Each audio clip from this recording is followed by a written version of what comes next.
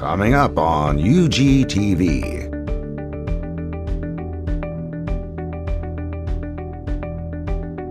A special session of the unified government of Wyandotte County, Kansas City, Kansas.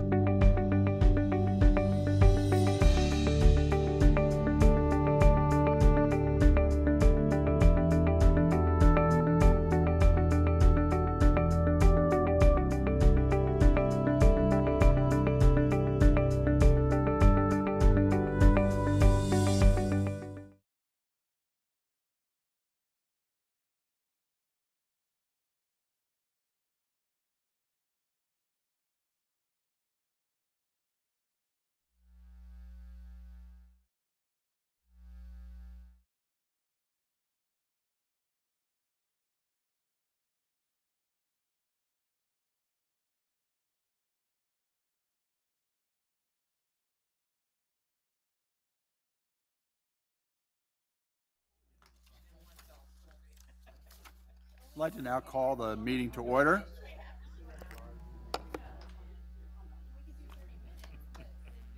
I would like to call the meeting to order.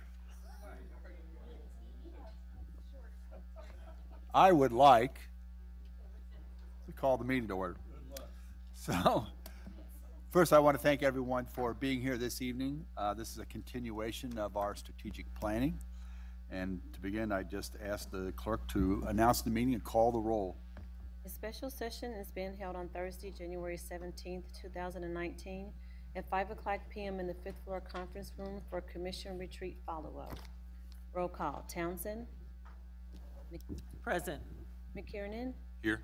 Ugia. Johnson. Here. Kane. Here. Markley. Here. Walters. Here. Philbrook. Here. Bynum. Here. Burrows. Here. Albee. Here. So again, thank you, and thanks to all who may be watching. Our purpose tonight as a commission is to develop some consensus on a strategic approach to improve unified government's financial sustainability over the long term and improve the quality of life for our residents over the long term. These are the fundamental responsibilities that we as a commission have to our citizens. So we're going to begin our budget process within a month or two. And as we begin that process, it might be helpful to look back over last year's budget process.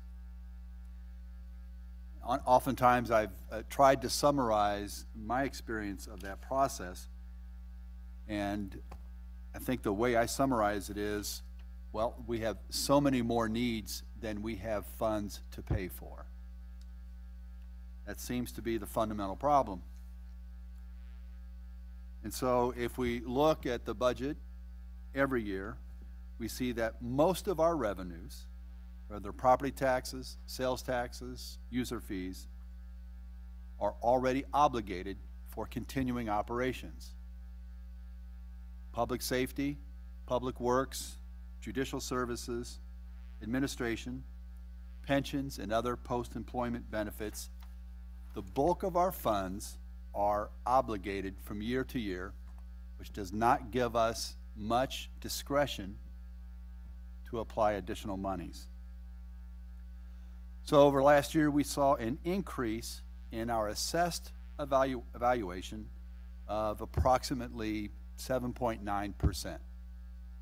So the question that our residents often come to us is, well, 7.9% improvement in property tax revenues, we should see a 7.9% reduction in our property taxes. But what we all have to understand and communicate is that that increase in property assessment, those assessed values, generated just 2.9% more in property tax revenues. Just 2.9% in property tax revenues. And property tax revenues does not make up the majority of revenues for the city. What we experienced last year is that we maintained a reserve fund of at least 17%, and we maintained that reserve fund in order to have funds available to us in case of an economic downturn, which everyone knows is always bound to happen. So we maintain reserves to be able to continue to fund operations consistently, even during an economic downturn, but also to have funds in case of an emergency that would simply wipe out our operations budget. If we look back, we experienced that we found ourselves trying to find money for multiple capital projects that we simply were not able to fund. In fact, if you recall, we spent 20 minutes discussing whether we could expend another $20,000 for our neighborhood business revitalization groups, and we decided not to. So even with all of those constraints, we still found a way to reduce the city mill levy an additional 2 mills.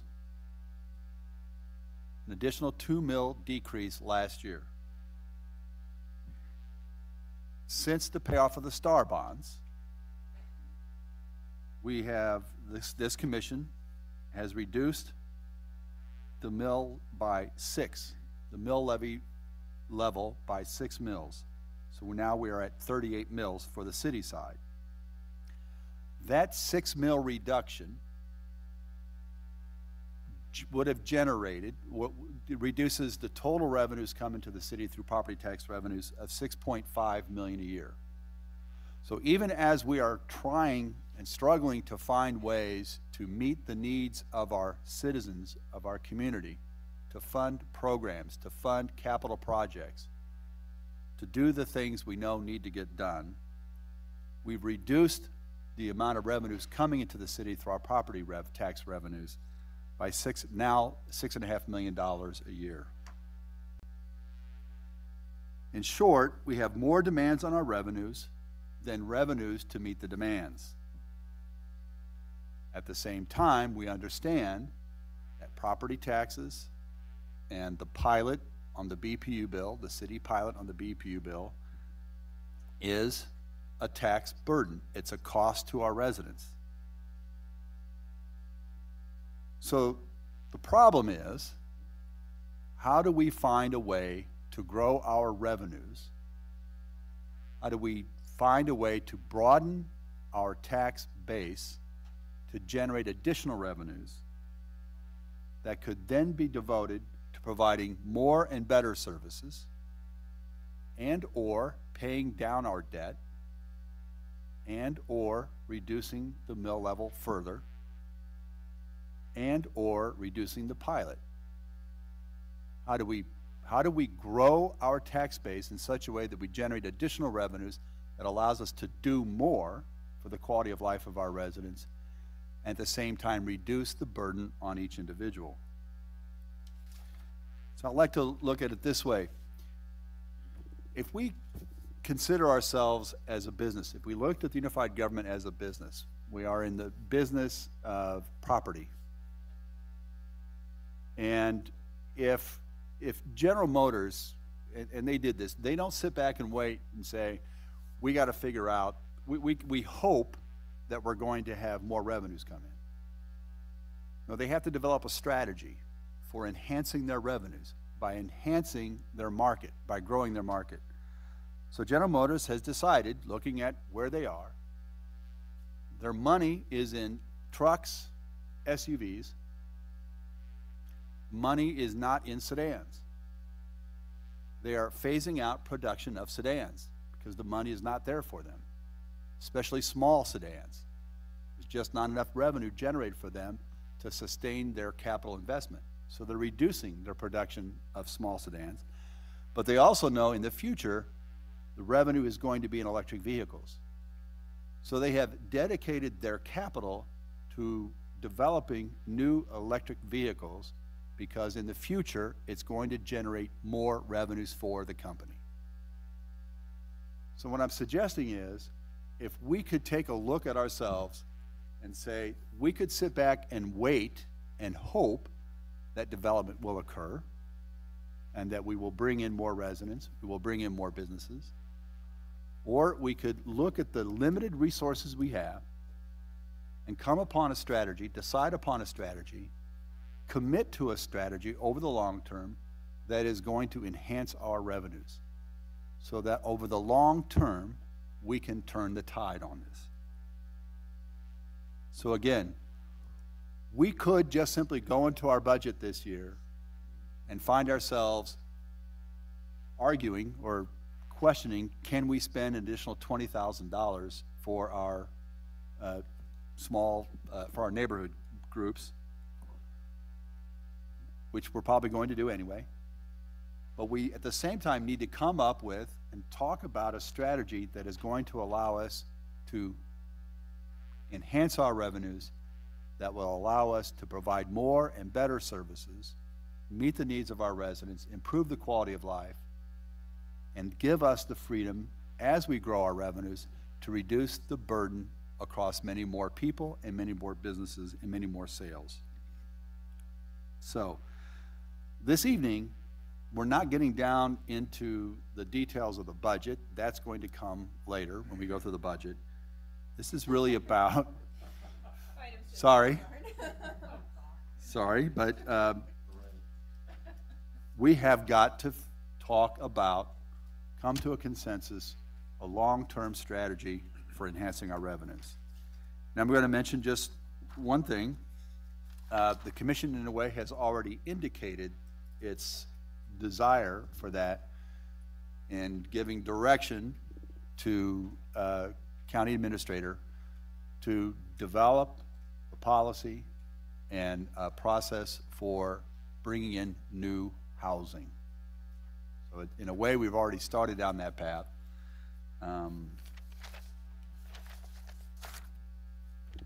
So that's where we are. Before I hand this over to Molly, our facilitator, any thoughts or questions about that discussion? Yes, Commissioner. Of course, I'd always jump in.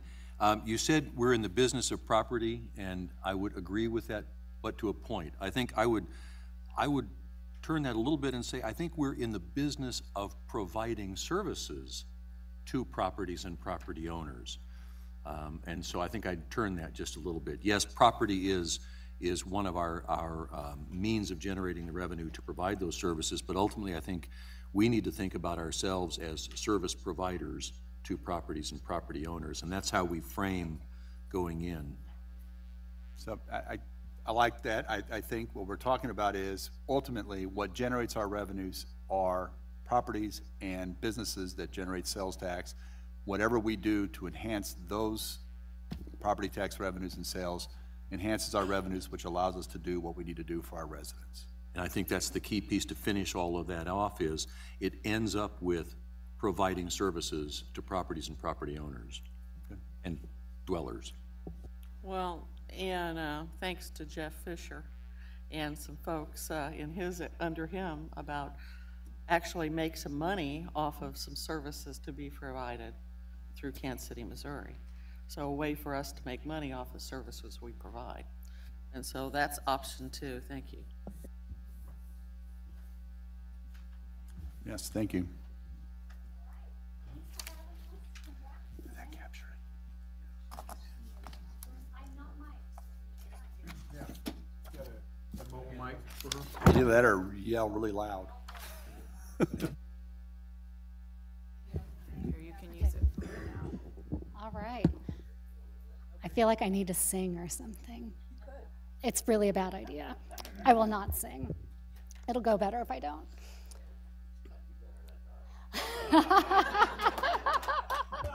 Will you like to come up and sing with me? She also plays the unicycle.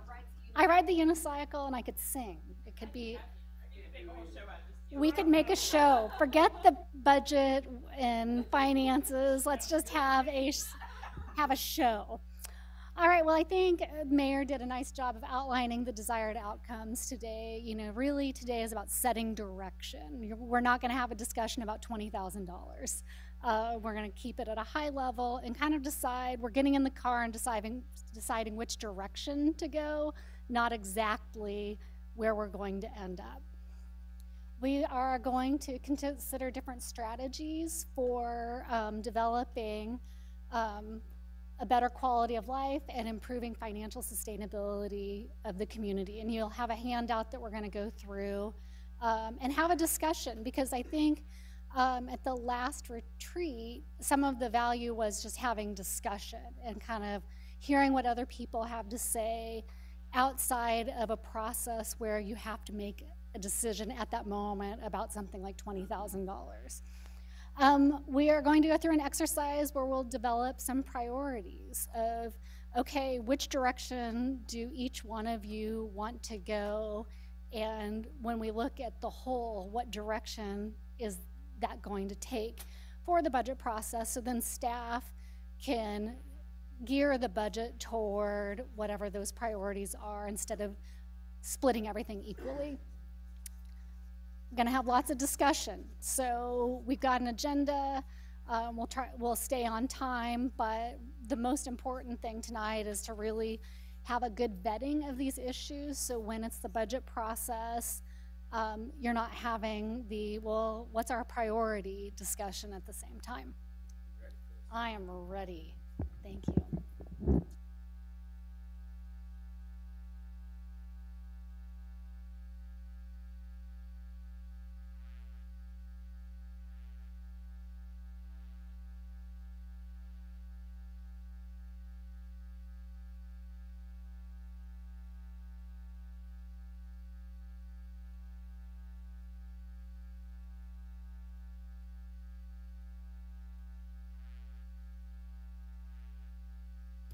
Test 1, 2. This thing here keeps moving. What do I need to do? She probably can run The pro's coming. All right, you get that. Okay, here. Oh, I'll just drop this in here. Yep. It's broken. Do I just need to hold it? You can. Here we go.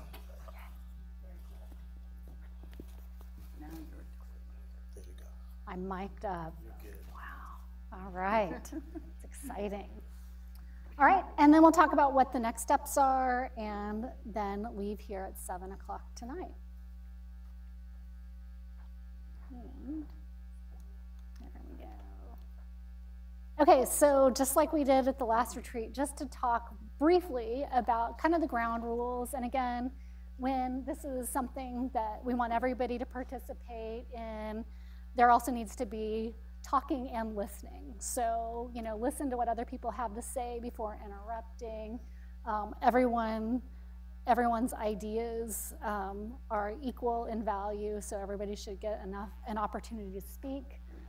We may have some disagreements here tonight, but let's not be disagreeable while we're having the discussion. We're going to brainstorm some ideas. We're going to talk about pros and cons of things, and you all may have different opinions, but it's okay. That's part of the discussion. And finally, just side conversations and cell phones can be disruptive. So if everybody can focus, that would be great. So you were all talking a little bit a second ago about what your job is as a community. And so I just wanted to bring back the vision and mission that have been defined for the UG to kind of keep, again, in context of the discussion tonight. Uniquely Wyandotte, a vibrant intersection of diversity, opportunity, and distinctive neighborhoods. An engaged community, healthy, fulfilled, and inspired. It's pretty exciting. So keeping that in context, what things can we do to get closer to that vision? The mission of the UG is to deliver high quality, efficient services, be a resource to its residents. We are innovative, inspired public servants focused on a community's wants and needs. And so that's exactly what we're talking about tonight, are the wants and needs of the community and how do you direct resources toward that. Okay, tonight we're going to go over 4 different scenarios, and we may come up with alternatives to these, but we're going to take a step-by-step approach and look at each of these scenarios at a time. These are kind of the alternatives, different directions you can go. You may choose to go a combination of directions, but we're going to talk about them each individually. So for the purpose tonight, we're going to talk about increasing neighborhood investments that result in improved quality of life and financial sustainability. We'll talk about what that is. Increasing investments in existing programs and increasing levels of service. Do you need a, yeah. Oh, there should have been one over there. Okay. Is reducing the mill levy and making service level adjustments the direction to go? Should the UG issue less GEO-bond debt and spend more cash on capital projects? So we're going to talk about each one of those tonight, and we'll be prioritizing from those. Does anybody have any questions about what we're doing? Okay. So the first scenario, scenario 1, is about increasing neighborhood investments that result in improved quality of life and financial sustainability.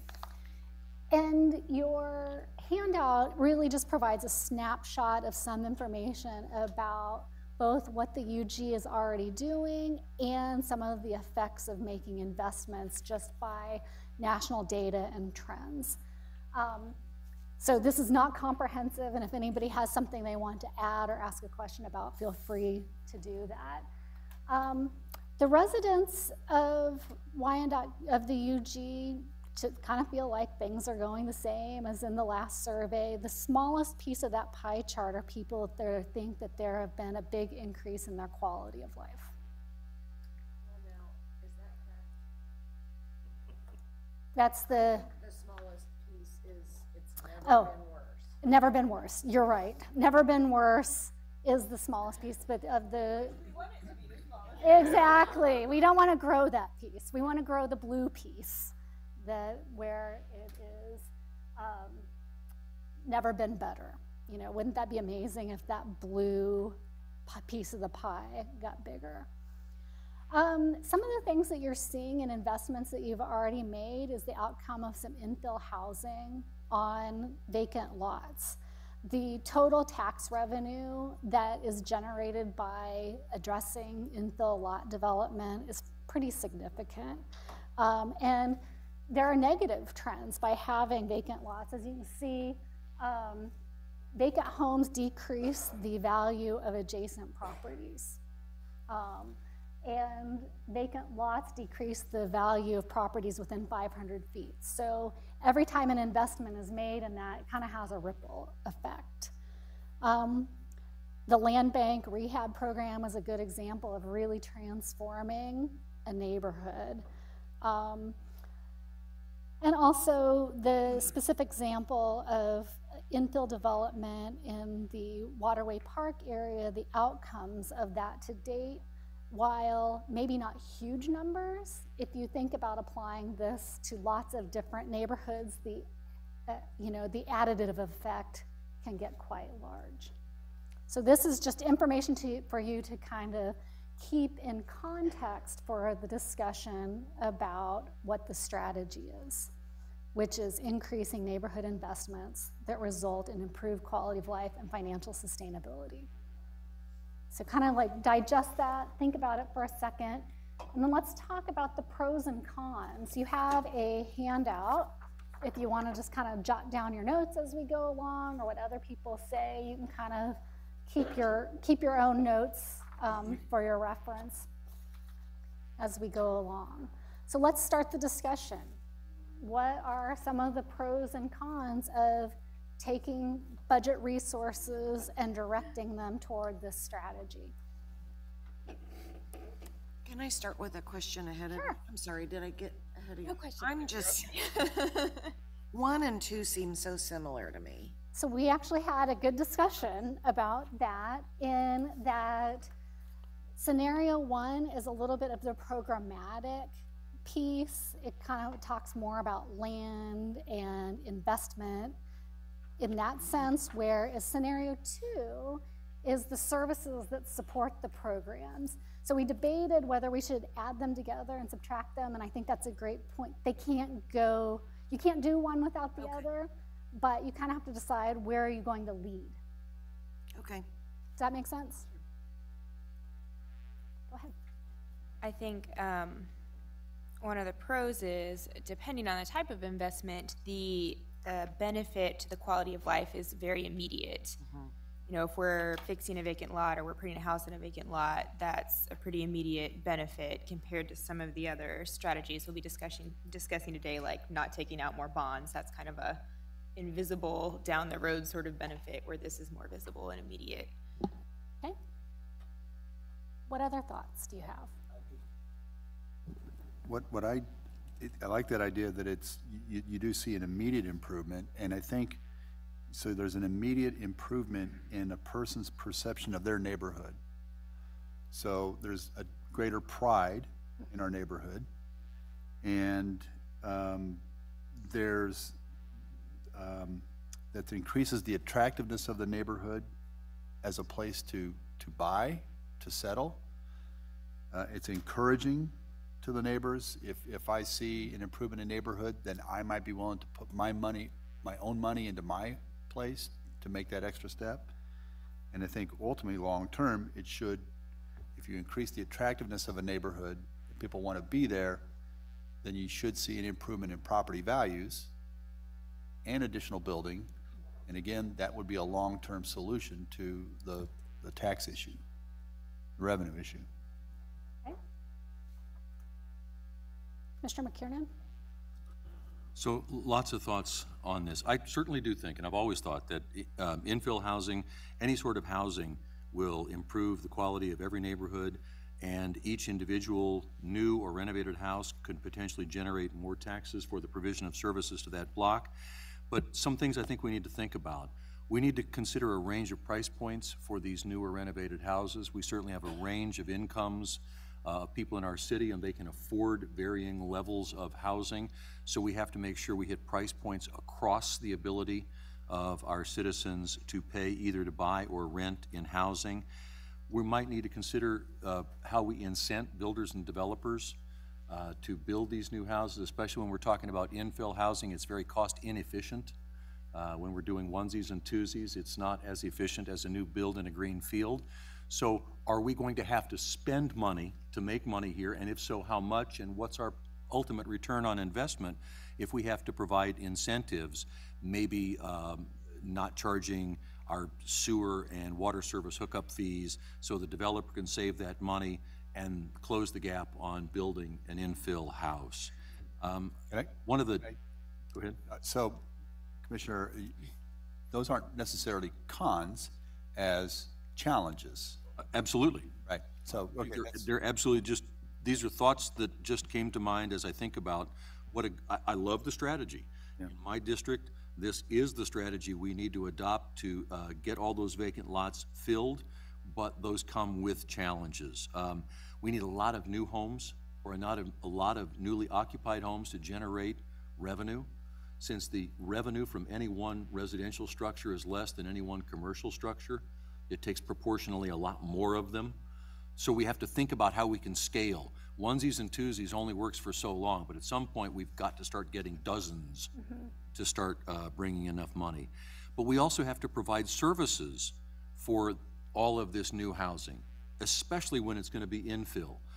Our citizens have told us our infrastructure is in sad shape. Streets, curbs, sidewalks, alleys all need to be fixed. So we're going to get a little revenue off this lot, but we're going to need to make sure if somebody's coming in that we are increasing our game in terms of infrastructures and the support we're providing. So could it potentially be a net negative? You get a little bit of additional revenue off of a few new houses on a block, but you have to spend millions on the infrastructure. I mean, we have to spend millions on that infrastructure eventually.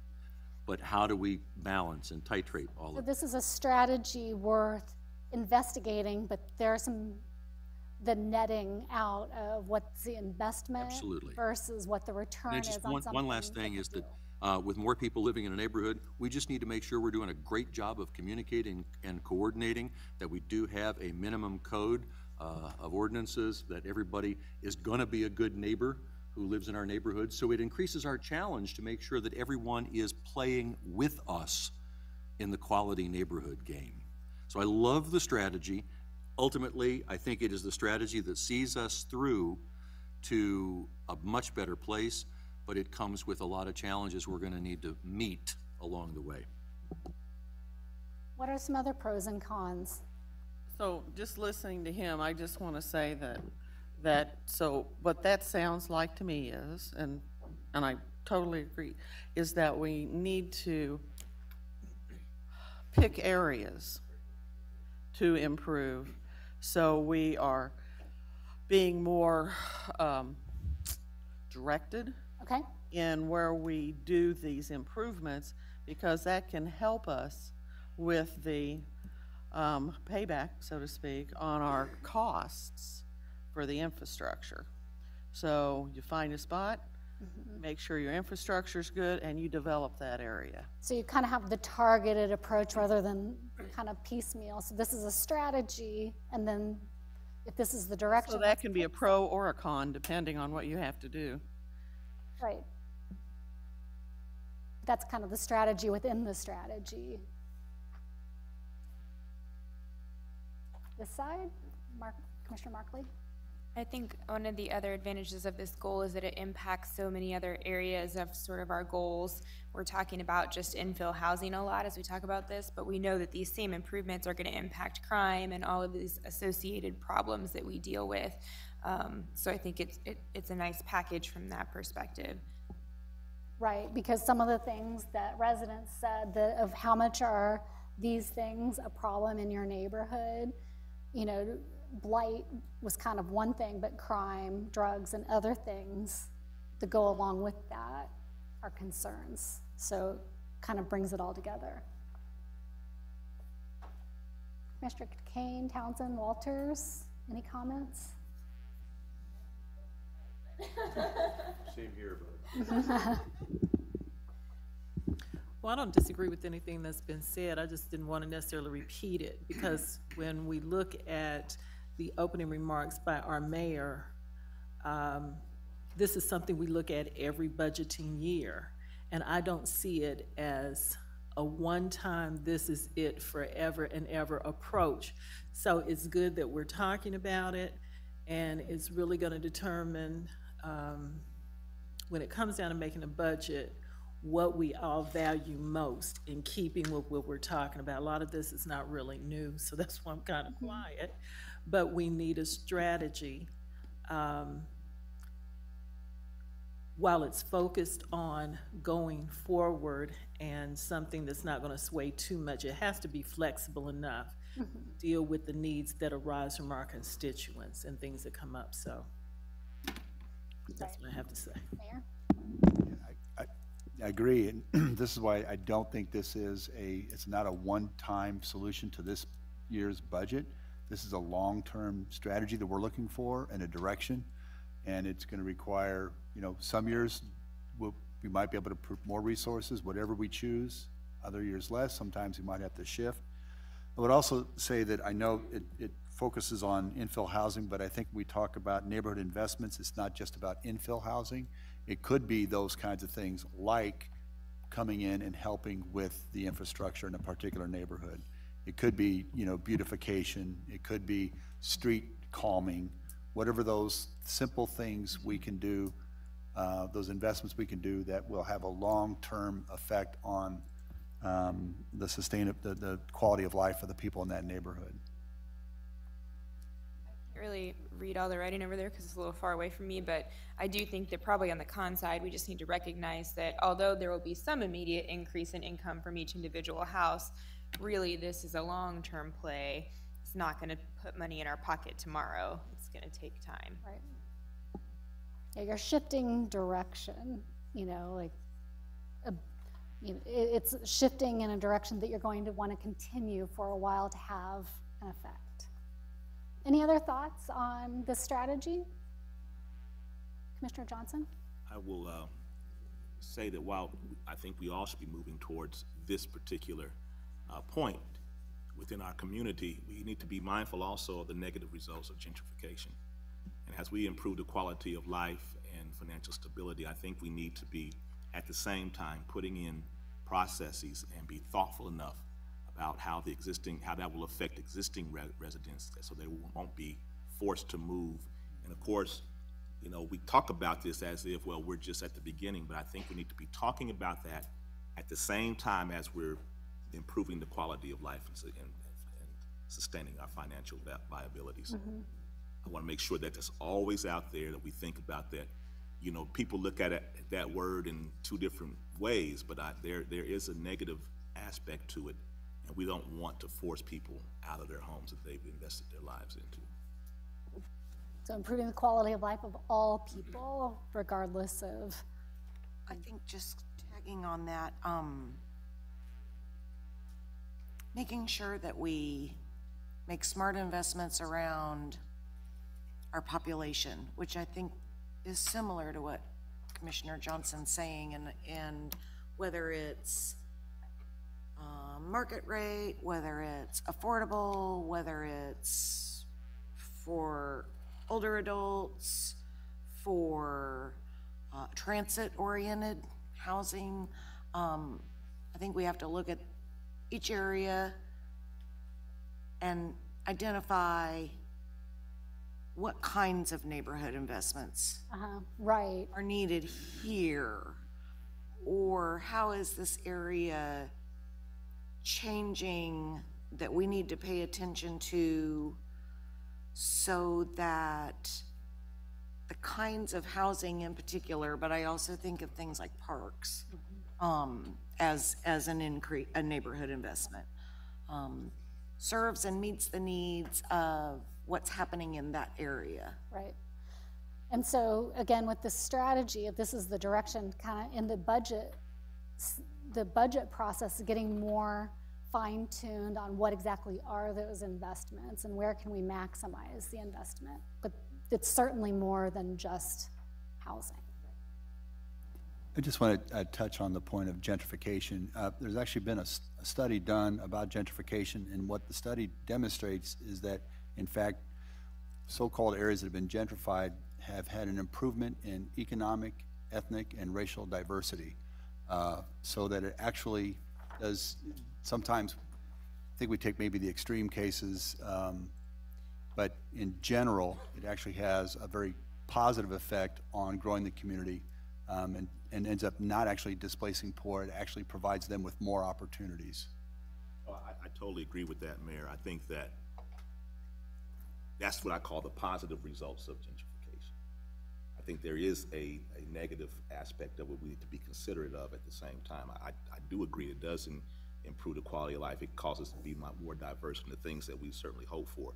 We just don't want to have a situation where people are feeling like they're being forced to move. And again, it just depends on how you look at it. And for somebody that's been in their home for so many years, and then they can't afford to pay the taxes on their homes, you know, that could be a real issue. So I do see what you're saying, but I want to make sure that we look at it, the full breadth of that term. Any final comments? Commissioner Council, or no, I'm sorry.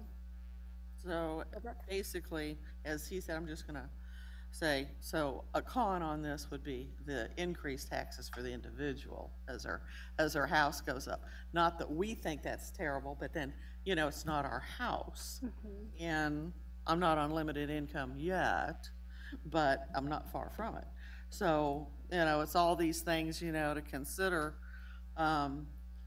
and help our community to, I don't know, almost like grow into a different way of thinking about what and who we are. You know, to look to the future for what we can be and not just look behind us as to what we were. Okay, let's go to scenario 2. And this is very similar to the last one, but it is slightly different.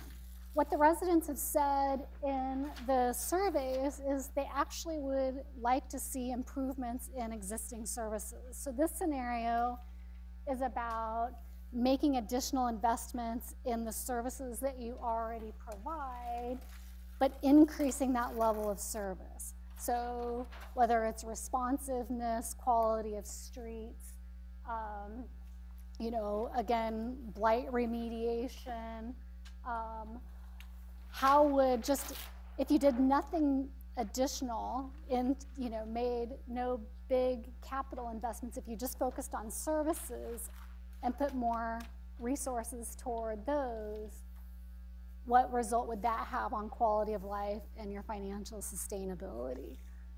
You know, maintenance of city streets, junk and trash, maintenance of streets and neighborhoods, crime prevention are all things that top the list of what residents want you to focus on in the coming years. So if you thought about shoring up services and improving satisfaction with those services, how would that affect quality of life and financial sustainability for the community? Commissioner McKiernan. Just some first thoughts on this. I think we can make some service improvements without necessarily investing any more money. I think there are things that we can still do within our service delivery that won't cost us anything, but if we can improve service, then I think that improving service will lead to the attainment of number one. If we have neighborhoods that people want to live in, they'll invest in them privately and they won't require as much incentive. But ultimately, increasing our level of service provision, as the mayor said in his opening remarks, ultimately that's going to require more revenue. It becomes a chicken and the egg thing. But I think if we can find a way to improve our delivery of service to citizens in the city and county right now, we can drive number one, which will then circle back around and drive better service delivery.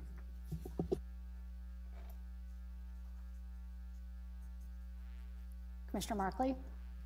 I agree. I think this supports the scenario that we just discussed in a lot of ways. I found it kind of weird that street maintenance would be under here, because to me, what our surveys have shown is that people really want to see improvements to infrastructure, to streets and sidewalks. I don't know if I'd consider that a service, because that's stuff we usually bond, but I think, so it's a little weird that it's in here, but I think that has been high on the priority list of our residents, is an increase in infrastructure, and if that doesn't fall under this, then I think we're just talking about services and not improving streets. I don't think we're meeting our goal.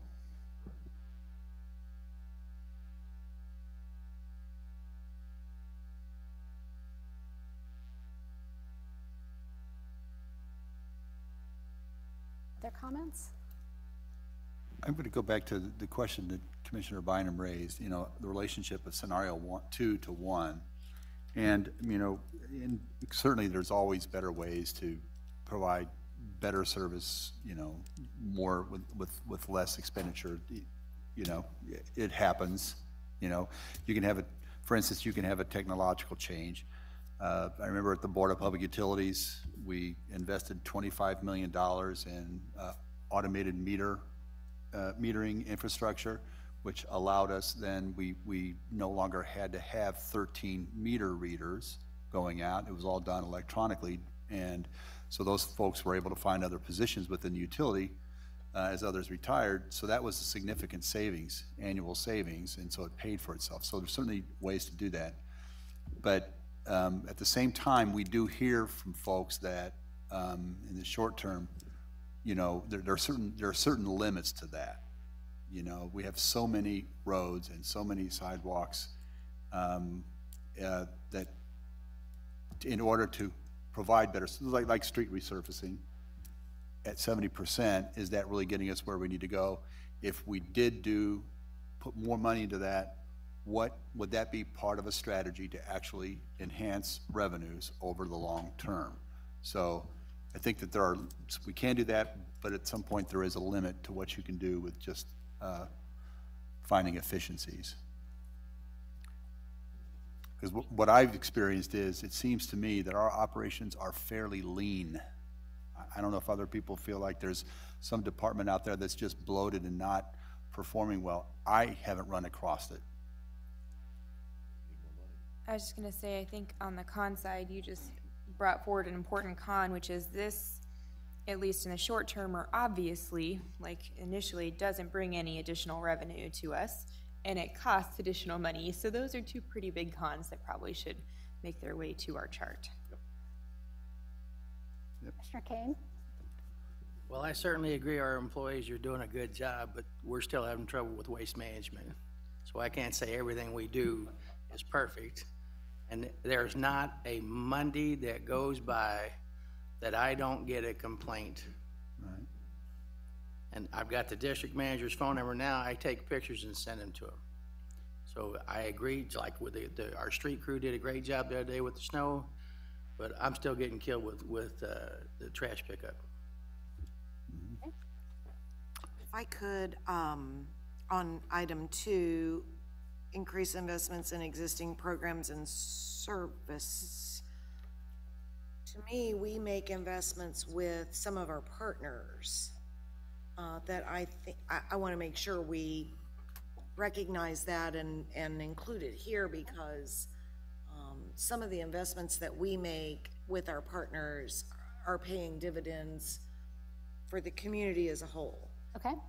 And the one that pops right into my mind is the fact that we can see with data that in just the last 2 or 3 years, our median household income is up by several thousand, 4,000 or 5,000 per household.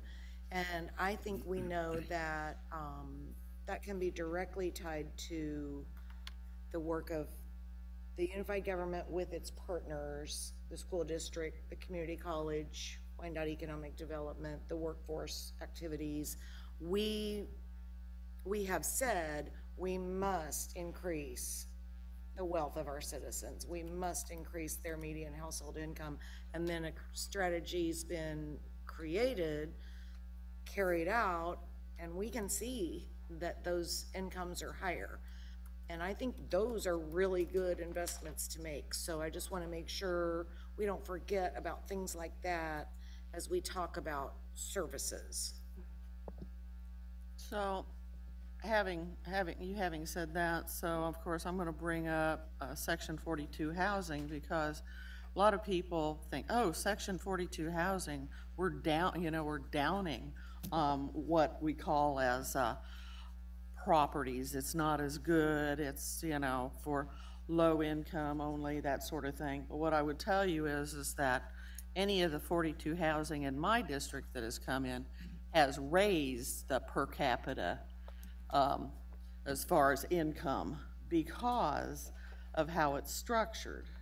And there's a lot of our folks that work for us at City Hall that would fit into those categories of 42 housing.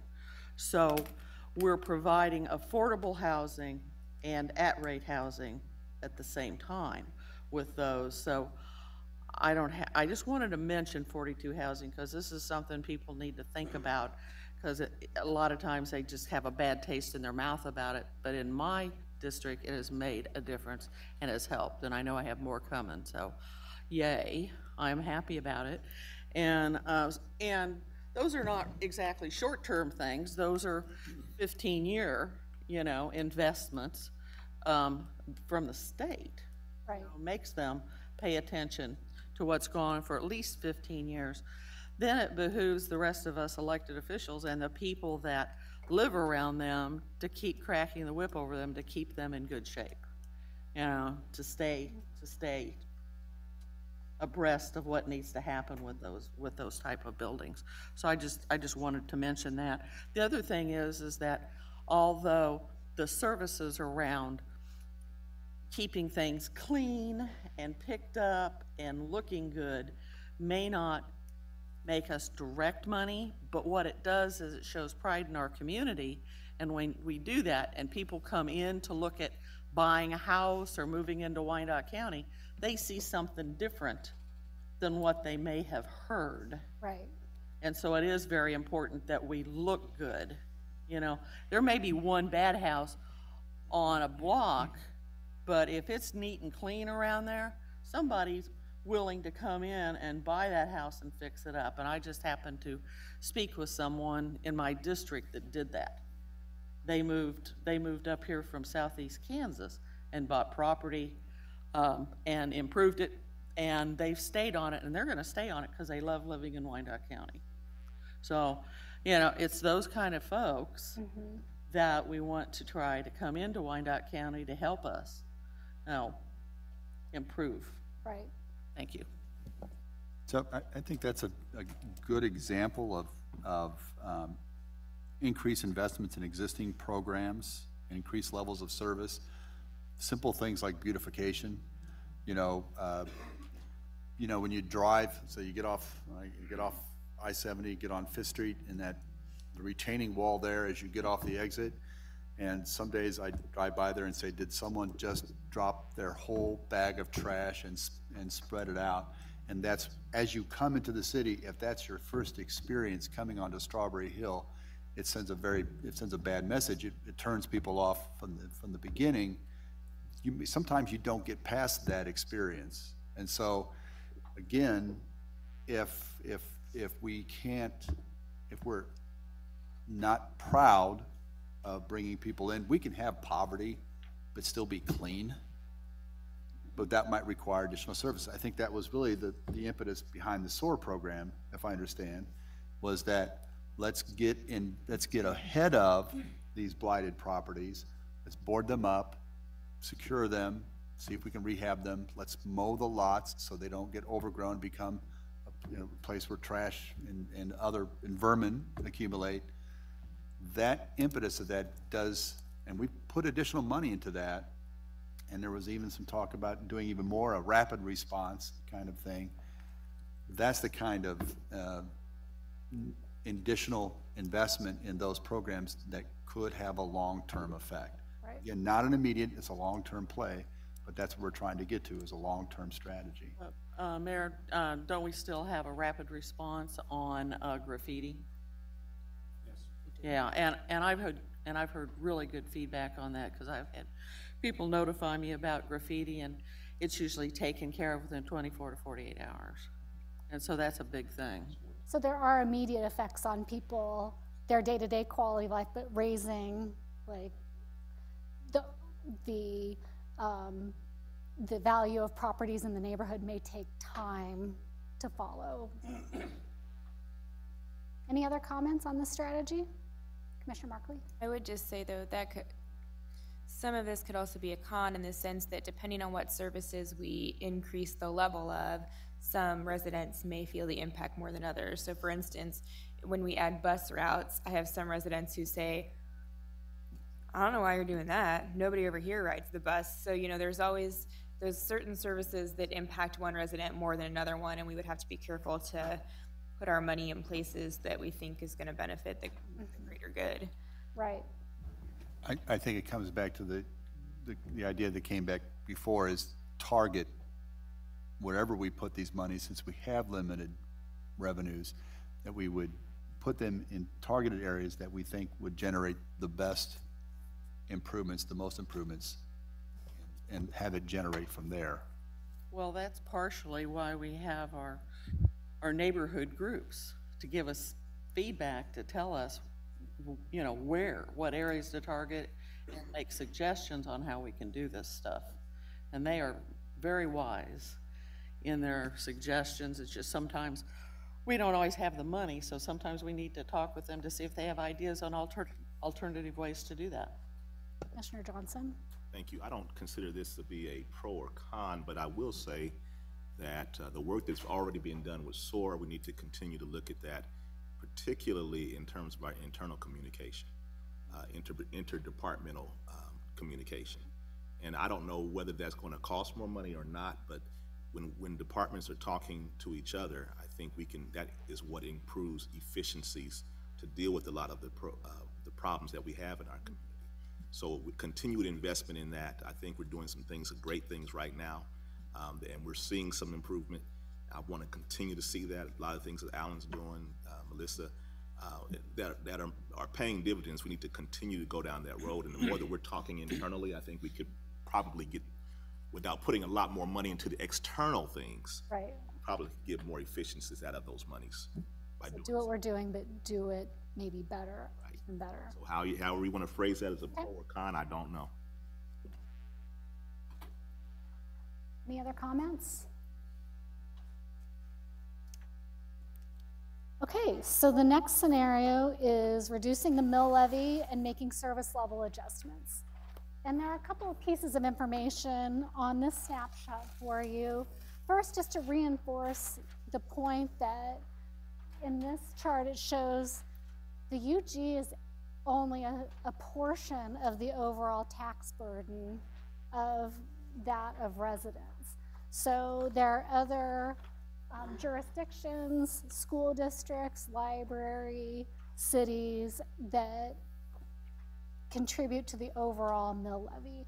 So of the county mill levy, it's about 22–23% of the overall mill levy, depending on where you live. Another thing you can see is the county mill levy has remained pretty steady. And when you compare that to other counties in Kansas, it ranks really as number, 78 out of 105. And if you want to have a low mill levy, you want to have a bigger number there. You want to be close to 105. So that, compared to other counties, 90. Oh, sorry, I was looking at 96. So it's actually gone from 78 to 95 since 1996 to 2018. So compared to other counties, Wyandotte County is comparatively better than other counties. Likewise, the city tax, compared to other first-class cities in the state of Kansas, you went from being number 1, which that's not something that you really want to be number 1 in, to number 13 out of 25. So kind of the middle of the pack. So in 1996, if you look at the community within the UG, you would say they are pretty heavily burdened community tax-wise compared to other communities in the state. Finally, this is something we've alluded to in the other scenarios about service levels. 58% of taxpayers are dissatisfied with the value they get from the taxes they pay. So you can look at that in one of a couple ways. Like, they feel like they pay more taxes than they get value from, so should you increase the services so then they don't mind the taxes as much, you know? So there are a couple, or you can reduce the mill levy is the other side of that equation, but then you probably won't improve services that are causing dissatisfaction. So it's kind of a balancing act. So with reducing the mill levy and making service level adjustments, you know, going back to the question, how does this improve quality of life and increase financial sustainability? What are your comments?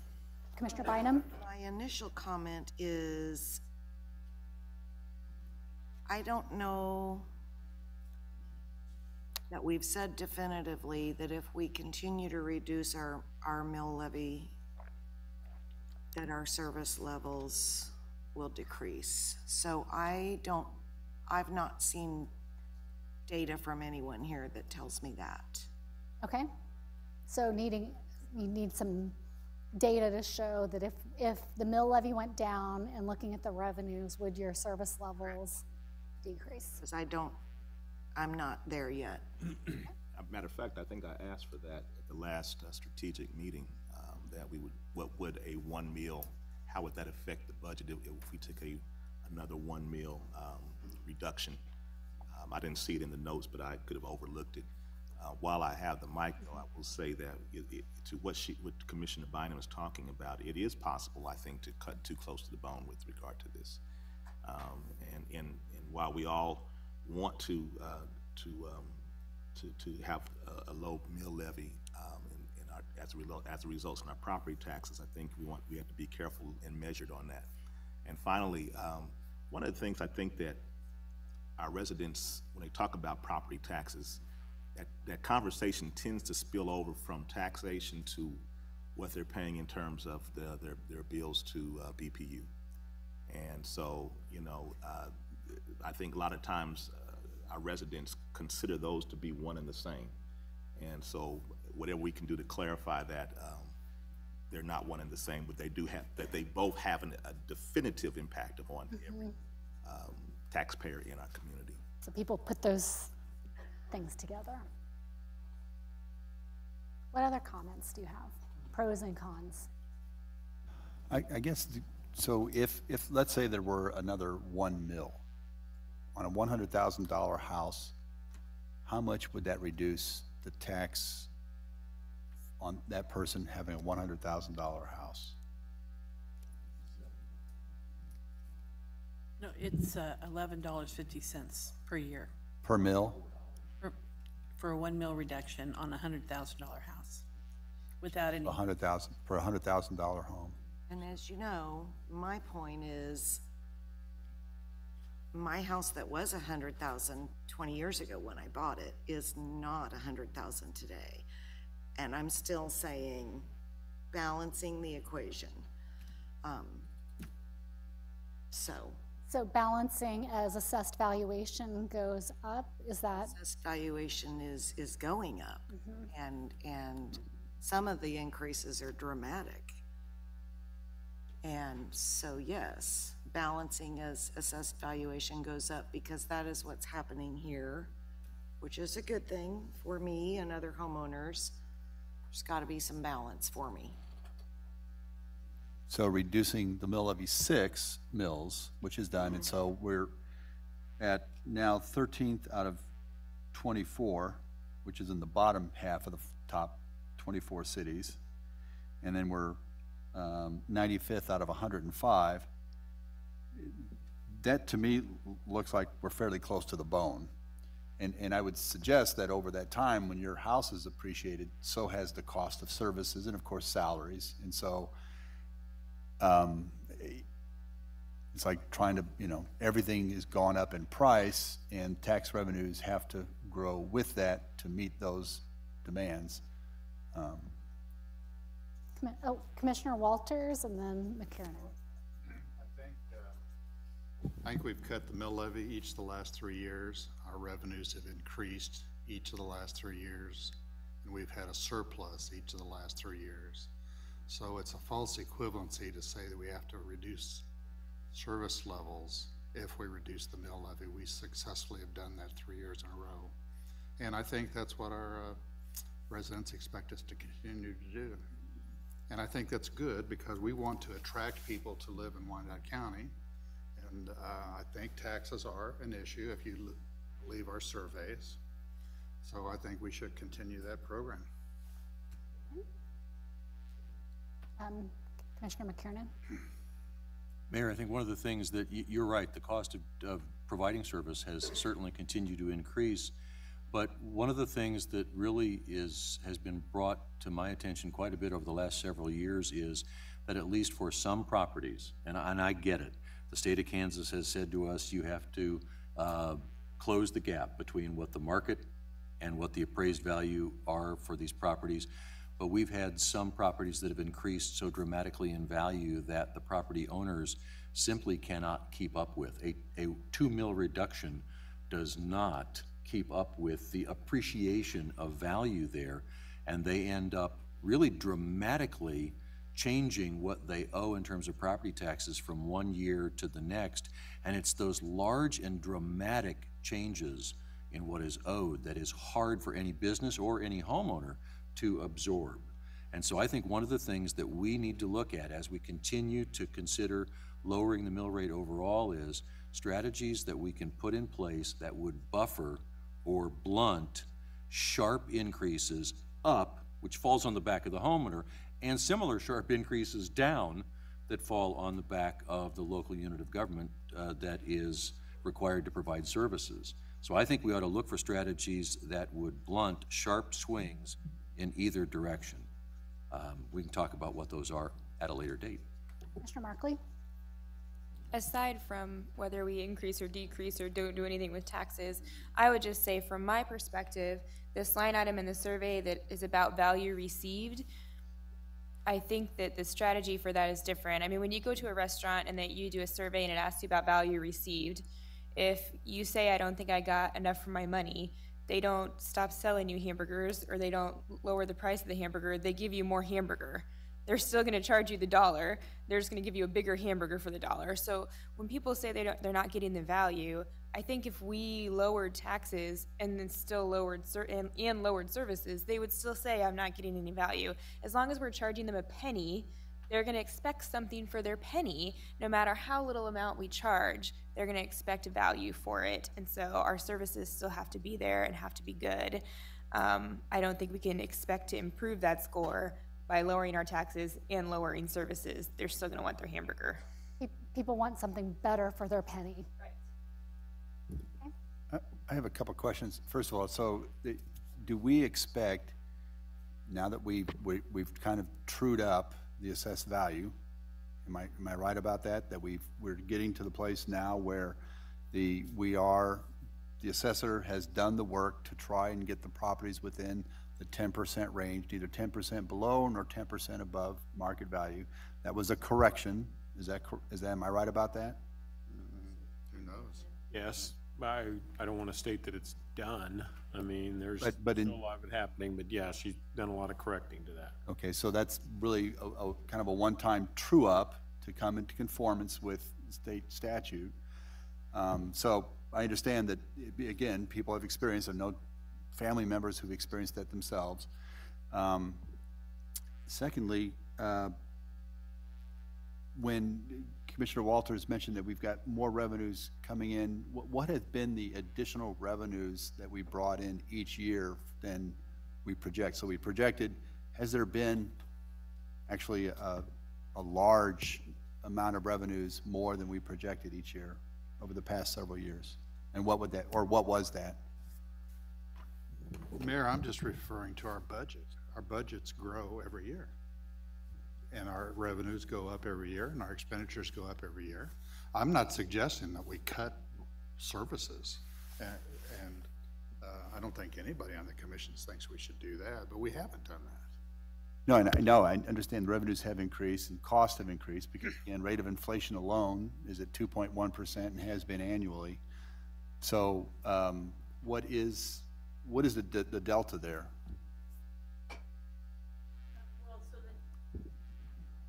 The net margin in the combined general fund in 2016 was only $100,000. In 17, it was $9.2 million. That's the difference between revenues and expenditures. And that was because of a great deal of, basically one-time revenue related to the Star Bond payoff. But there was a couple of other reasons too, such as expenditures came in lower than budgets, and there were some other increased revenues that came in higher than we estimated. And in 18, we're still working on those numbers, but we don't really expect it. We expect it to be between the $1 or $2.5 million range, the net positive. Okay. 18. And so, that $1 to $2 million, what happens to that? To those revenues? Okay, well, so once we finalize the budget, once we finalize the financial reports and are closer to finalizing our audit, which I suspect will be in March or April, then we'll come back to the ED&F committee as well as the other commissioners, perhaps in a special session, and according to our general fund reserve policy, we'll lay out how the status of the fund balances of all our governmental funds and provide you with the 5 options that are outlined in the policy for dealing with excess revenues. So those options are to dedicate some of those funds towards paying down our long-term liabilities such as pensions and OPEB and workers' comp, or to fold it back into fund balance so that we can increase our reserves for any kind of perhaps economic downturn that may occur in the future. Or 3, we could rededicate those funds towards paying, by reducing the future debt we issue in the future, We would pay capital projects more with cash. So these are all one-time sources that we can use these monies. And there's two others that I don't remember offhand what they are. But we're going to do that in March or April, once we know what the dollar amounts are. So taking the question back to does reducing the mill levy and making service level adjustments improve quality of life and increase financial sustainability? That's kind of what's the long-term strategy with this? Is that Commissioner Townsend? Well, I don't know if I'm going to address that question specifically, but it's still in the context of it. When we did part one, I guess, of this retreat back in October, I believe it was Commissioner Markley that made a comment that I wholeheartedly support. And another time, maybe Commissioner McKiernan said the same thing. As part of evaluating whether this body reduces mill rate further, I would like to see some correlation. We've got smart people here at the UG who can figure it out. What level of service we are currently at when we have this discussion before we reduce it. Now, Commissioner Walters was talking about the surplus. Maybe one of the answers is to use that surplus money,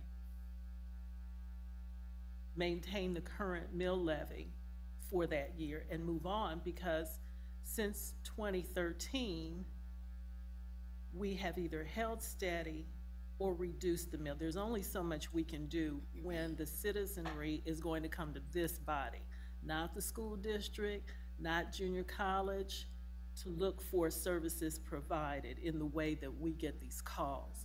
So I'm not saying we do or we don't, but when we really have to make that decision come budget time, I think that needs to be part of the analysis.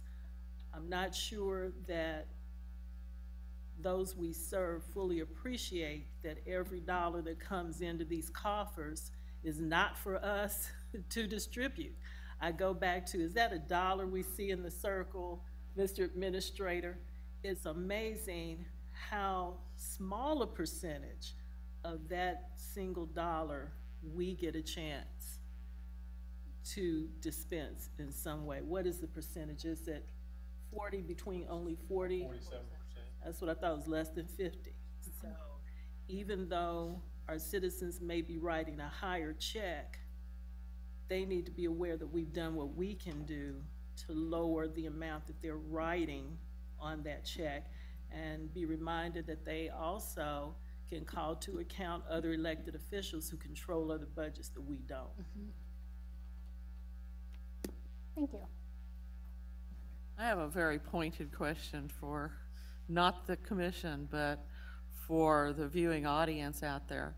How many people have told their commissioner, thank you for lowering the mill levy by 2?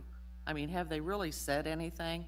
I think mostly it's just, thanks for not raising the mill levy. I haven't heard anybody say, oh yeah, I'm not having to pay as much taxes. This is great, you know. And so, you know, it's basically, people think that even though we say it over and over again, that we don't have control over evaluations of property secondary to what the state demands that we do and the guidelines we have to follow. I think that gets lost, because the bottom line is we're all people and we don't want to have to write a bigger check than we have to. I want my property to be worth a lot, but I don't want to pay the taxes on that. And that's human, you know. So I just had to say that out there. Yeah, I guess I'm just of the opinion, going back to what Commissioner Markley said, Commissioner Townsend, it just seems to me there are just so many needs in our community that we are not able to fulfill, because frankly, we can only get so efficient, and we can only, there's just not the revenues to do the kinds of things we know we need to do in order to improve the quality of life. And I'm looking for a long-term strategy. I promise to continue to reduce taxes. I would love to see us take a whack at the pilot That's a regressive tax. And yet, when I tried to search the budget to say, well, what department would I cut? What program do I think we have plenty of already that we could reduce this? I've had people come to me, we need more transit services, we need more sidewalks improved, we need more incentives for businesses, we need more code enforcement, we need more animal control. You name it. You name the department. We had the district attorney come to us for an additional money for a conviction integrity unit. That's the kind of thing that we're hit with constantly. And so we have to find a long-term strategy, and we have to, if we have additional revenues over and above what we expected, projected, where do we devote those? We have to be strategic with those. We have to say, this is a long-term investment. We're going to put the money in places that is really going to generate a return on investment. We have to be strategic about that. We have to use the right data to evaluate those. We have to develop the criteria to evaluate them. And until we do that, we're stuck every year fighting over $20,000.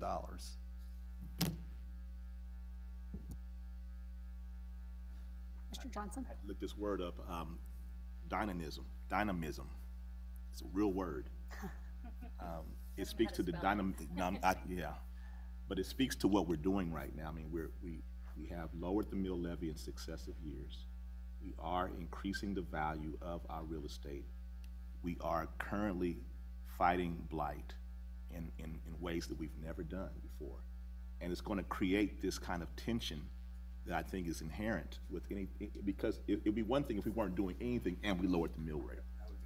But we're not just sitting here as a commission, as a governing body, doing nothing. We're doing the things that our community needs, that our constituent holders hold us accountable to, and there's just no way you're not going to be able to get all things. I mean, do you want your value, your property to increase? Yes, that means you're going to pay higher property taxes.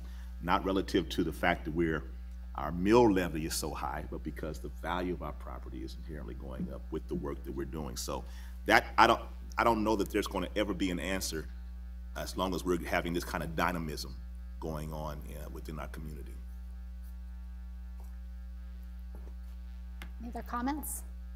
Well, I think it's important for residents to understand that two trajectories. We could be declining. We could see our property values decline, and when they do, that's actually a bad sign. That's not a good thing. We don't want that. We've had plenty of that. We've had decades of that, and now we are on a trajectory that is actually, we're seeing improvement in those fundamentals. I guess the question is, let's run with that. How do we accelerate that? How do we be strategic with the advantages that are accruing to us because of that? If we're generating additional revenues because we've got more revenues coming in because property values have gone up, can we now take those revenues and use them as investments in the future to accelerate that? I mean, I'll give you an example. When I was at the BPU, when I first got on, they found out that the 8-inch meters that were feeding industry and commercial establishments, some of them were not metering the low flow. So if you're running an industrial process, it would cause that 8-inch meter to run at the right level, and you'd get the right reading, and you could bill for the right amount of water. But if they were not running an industrial process and they were just using the toilets or a sink, it was not enough flow to move that meter. And so we were missing revenue because it was not being measured. And so what they did is, when they discovered it, they said, we're going to go in, we're going to talk to the business owners, and we're going to install new meters that capture the low flow. And they did that, and they began to see that there was an increase in revenues, obviously. So what do? Well, they had a 5-year program to change out these meters, and the idea was, let's accelerate that. Let's take the revenue that we're realizing, put more money into installing those meters more quickly so we can capture that low-hanging fruit. And then maybe, Commissioner Johnson, when you talk about the dynamism or the dynamism, that's what we've got. Let's run with that. How do we take that, realize those gains, and invest it and become And so that, again, we incentivize more development, more businesses, more residents, which further spreads out the tax burden, which gives us more freedom to reduce the burden on any individual. All right, scenario 4. So scenario 4 is a little bit of a strategy on capital projects. So the strategy is issue less GO bond debt and use available cash to fund capital projects.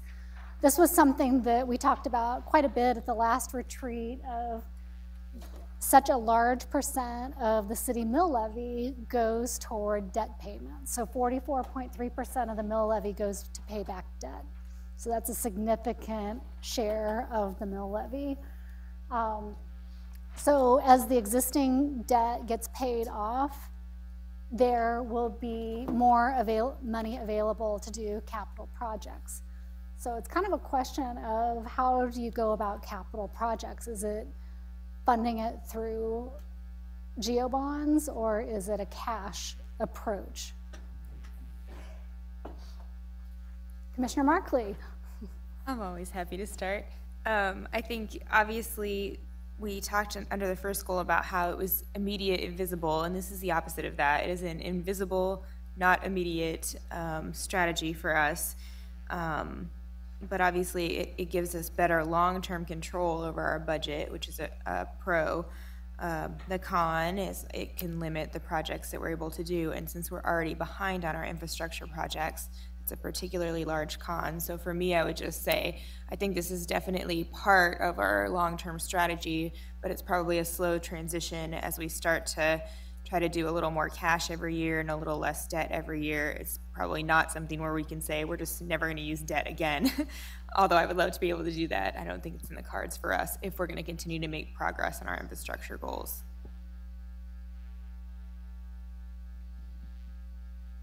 Other comments? Commissioner McKiernan.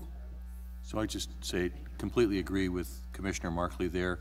I think that it should be a long-term strategy of ours that we lean away from GO and more toward cash over the long term. And one of the things that's always brought up to me when I talk about that is, well, there's an intergenerational equity. If we have it paid off over a long time, then the people who use it 20 years from now are still going to pay for it. I don't care. My son's going to have something else to pay cash for in 20 years. So if we get on a cash basis, every new generation is going to have something they're going to pay cash for. There will be intergenerational equity in that our infrastructure is consistently good across all generations. So I still do think that, as Commissioner Markley said, that's the direction we should go. That's the same argument as the people that say, don't pay your house off because you need it as a tax write-off. Right. But it's still like you save 75 cents and would have only had to pay it. It's an argument, but I don't know if it's a good one. What are other pros and cons of this strategy? Well, the con would be that the alternative cost would be that you would not see an immediate improvement in the quality of life measures of a neighborhood. So the money that we would take and dedicate to paying off the bond debt would obviously give us more freedom with our debt moving forward and our annual revenue or cost expenditures, but we would not see immediate improvements in some neighborhood features, so whatever those might be. It would also,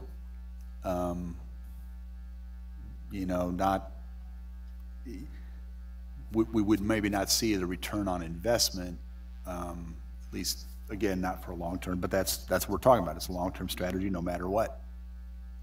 So we're really just talking more about a balance of how much GO bonds to use versus how much cash to use, not all or none, right? Boss? Yes, I know, but, yeah. And use a little bit more in cash, but that doesn't lock us into anything other than a strategy. And we as commissioners have to constantly be reevaluating what we're doing and where money's being spent. So I think it's a great idea to have a strategy, but we all know, having said that, doesn't always mean we're locked into that. I think one thing that made this jump out for us a little bit was last summer when we started looking at that percentage of whole. I mean, when you look at scenario 3, where we had that down at the bottom of the page, and when the city's mill rate was 64 mills, and we issued 16.5 of that was for debt, as a percentage, that didn't seem that striking. Reduce that by the 26 mills, because it's not 40 now, it's 38 coming into this year, right? So, you know, you drop it that much, and now by percentage is where this debt by percentage looks out of kilter. And that's where we got to rethink that cash debt scenario. I think that's where it comes in so much more. Well, and the related tax implications, I think, one of the things that probably needs to be, I don't know whether it's pro or con, I guess depends on whether we adopt the strategy in full or not, but our choices in this area impact whether and to what extent we're able to maintain or continue to lower taxes, because if we can't make our debt payments, we're going to have to find a way to get that money. I just wanted to add that right now, if we're not including equipment, just capital, we're spending about $5 million out of our $200 million general fund on capital, not equipment. And that equates to about 2.5% of the total. So, you know, if you could increase it to 5%, that would be a good thing. So, just saying. That's one way of looking at it.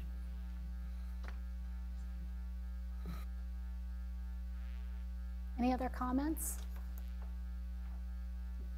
Commissioner McKiernan? I agree with you, but the report that you put out not too long ago, and I can't pull it up real quick here, but it suggests that we're a little bit out of whack in terms of total debt or debt to assets, or that we are not where we want to be when you take into account other factors within our budget. And so while it would be great to increase that amount for more services, your own report suggested that we have some work that we should be doing regarding our total debt, and especially as it relates to other aspects of our assets and our budget. So what I'm suggesting is that we increase the amount of cash funded dollars towards capital, and then not borrow as much every year. That's my apologies. That's not the way I heard that come out, so I agree with you. Yeah.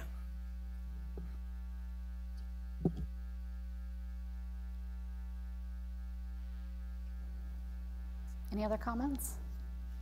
Pros, cons? I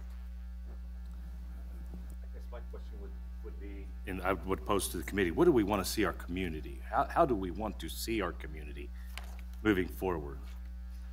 It's you know, the $209 reduction in property tax in 22 years equates to $9 to $10 a year.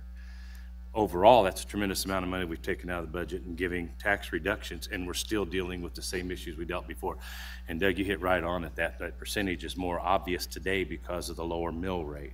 So what is it that we want out of our community? Do we want to have vibrant neighborhoods? Do we want to have a wholesome retail sector? Do we want to have a very heavy industrial community that's going to provide just the jobs to sundowners? I think collectively, an urban planner that could look at the demographics and the makeup of our community and the separate pockets that we have and find a way to harness the assets from those individual pockets and bring them forward and give us direction as commissioners as to what we see our community in 10 to 15 to 20 years, and set a vision. It's one thing to try to meet a financial responsibility. It's another thing to set a vision for a community that ensures that we're not only meeting our budget and fiscal responsibilities, but we're also meeting those things that make our community vibrant in 25 years from now. We've had some tremendous experiences with investment on our Western Corridor with help from our state partners. We have new schools that have been built in our individual districts, and within the 2-block radiuses, there's only 3 or 4 homes because the properties are vacated or their homes are boarded up. And why haven't we invested in building those neighborhoods out and encouraging families to move in to utilize those schools? And it's difficult to set a vision if we don't really know what it is we want. And I just love this community, and I appreciate the leadership that has been demonstrated over the years to do what we can to keep us as vibrant as we have. But we're not importing the wealth to do some of the things we need to do. And the gentrification is an issue that we're going to deal with. But we can't be all things for all people. And as leaders, sometimes those decisions aren't going to be easy. So I would just ask, do we have a set vision as to where we see Kansas City, Kansas in the next 20, 25 years, long term? Based on our past, we have the mission and vision that we've adopted by prior commissions with the wheel of the items that fall under, So the mission and vision that we have currently is the one that we came together several years ago to. Can I go back to that slide? Yeah, but I think that Commissioner Burrows makes an excellent point, and it's about the greater that we're looking for. That it's what do we want the experience of our residents to be? When they bring their friends from out of town to Kansas City, Kansas, are they proud? Are they willing to invest their money? Do their children want to settle nearby? Do they point to quality schools? Do they point to quality services? Do they point to clean streets? Is that what they point to? Is it just for people who can afford to move to a newly developed suburb, or is it for everybody in the community? And that's what we have to get to. It just can't be about the suburbs. It has to be about our entire community. And so I think that's the vision that Commissioner Burrows is referring to. And if that's where we want to go, that is what I think attracts our residents. That's really what they're saying. It is, are they getting their value for their money? Well, what we're hearing from them for a lot saying no, and they're not feeling like it's getting better. If we want it to get better, we have to invest in our neighborhoods and our community to make that happen. So this is why it is. If we have additional revenues that come in because of improvement already in our property values or sales taxes, what are we going to do with those revenues? Where is this going to take us?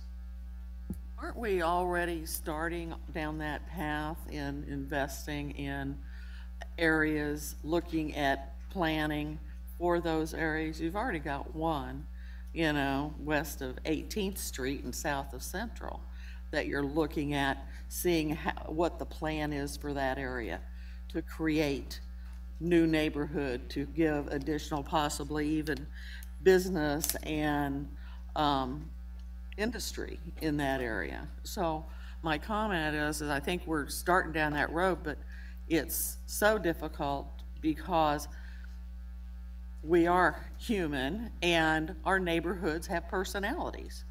And so as you say, Mayor, we're gonna have to go neighborhood to neighborhood and figure out what will work in that neighborhood, but what will help in that neighborhood to give them, I don't know, something in some way they wanna live into. To help give them some vision and some hope, and talk with them about and how that's going to be. And yes, it's going to take a while, but I think that for me, I think that's probably the only way we're going to be able to do it, because we are such a variety of people, but that's a plus, because folks have a lot of they really care about their community, and it matters to them. It matters to them what happens in their communities. And so we just need to address those issues and work with them because they want to work. So that's it. Okay, so we've kind of had a chance to look at all the scenarios, pros and cons. If you need to think about those, we have the notes from the pros and cons. But what we're going to do now is you're getting 6 coins. I'm going to put each of the scenarios out in the middle in a jar, and whether this is new money or existing money, I want you to spend those coins according to your priority of what is going to improve quality of life and increase financial sustainability. So once, if they were chocolate, they wouldn't wind up in the in the jar. No, but the little wads of paper. Oh, so why don't we do that? You can drop. Well, I'll get the jars out. We'll drop the coins in, and then take a. So to be. It just shows the number and then the one Yes. next to it, so we can make sure we're putting them in the right jar. Yes, and the jars are labeled, but yes, absolutely. So to be clear, what we're saying is this is assuming, this is an exercise, assuming we had additional revenues to devote to one of these scenarios, where would we want? It could even be redirecting existing revenue, you know, like. Okay. Whichever way. So go ahead, put your coins in the jars, and then let's take a 5-minute break. Oh, good. I need a break. That sound good? You can distribute them among What's that? all four. You can distribute it however you would like. All or nothing. What's our longest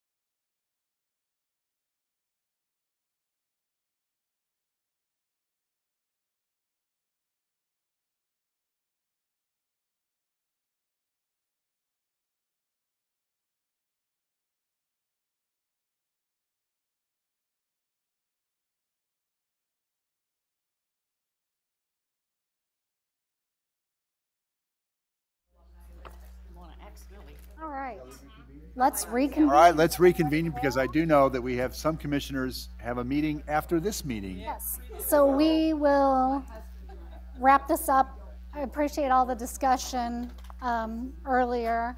So here's how the tally came out. It's pretty definitive. Scenario 1 of increasing investments in neighborhoods that result in improved quality of life and financial sustainability was kind of the clear preference of everyone, along with the supporting scenario of scenario 2 of increasing investments in our current services and increasing the level of service. So with this is a nice tally, but let's talk for a minute about what does that mean to you as a commission? What does this say, and what direction can we give staff from this prioritization activity?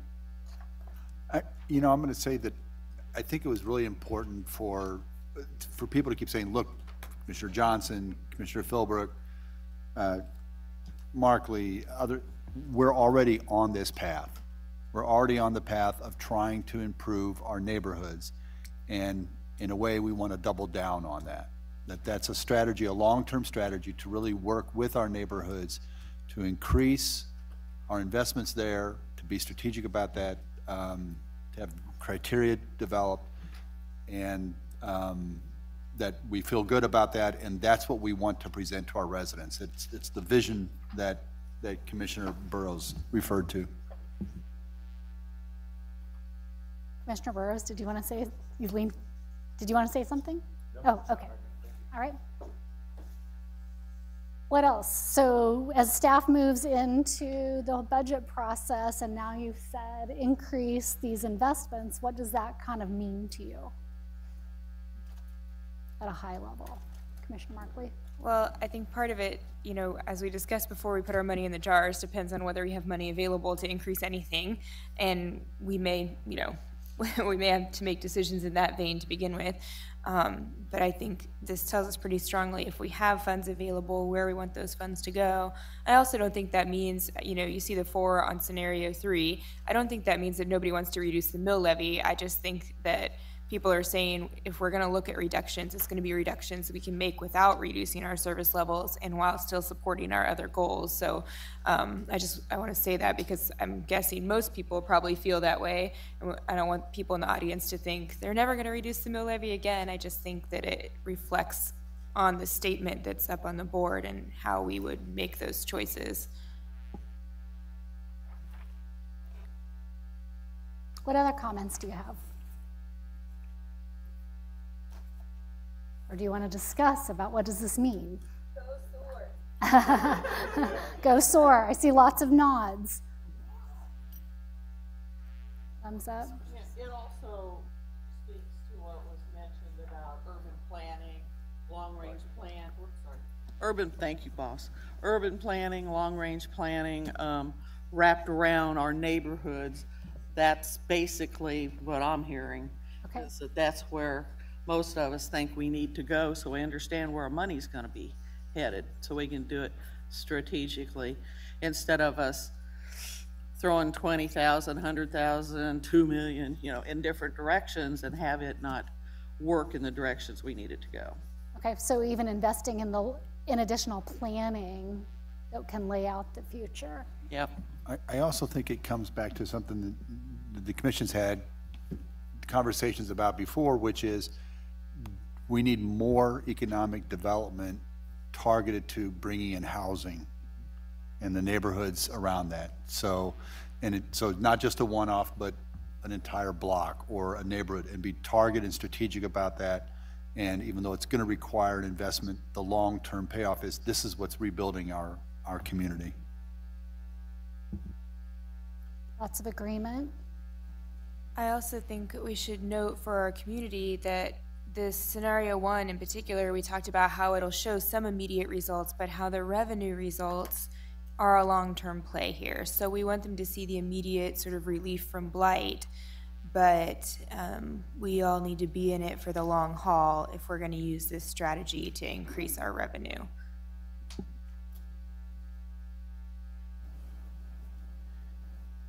Doug, do you have any comments? I believe that we as a governing body should set the example for our community. We should invest in the properties that we own. We should maintain them and set the example as to what we expect our community to reflect. And it is awful difficult to send a message when we have properties that are have deferred maintenance to the point that they're not efficient, not effective, and they're a drain not only on us financially, but as a community as a whole.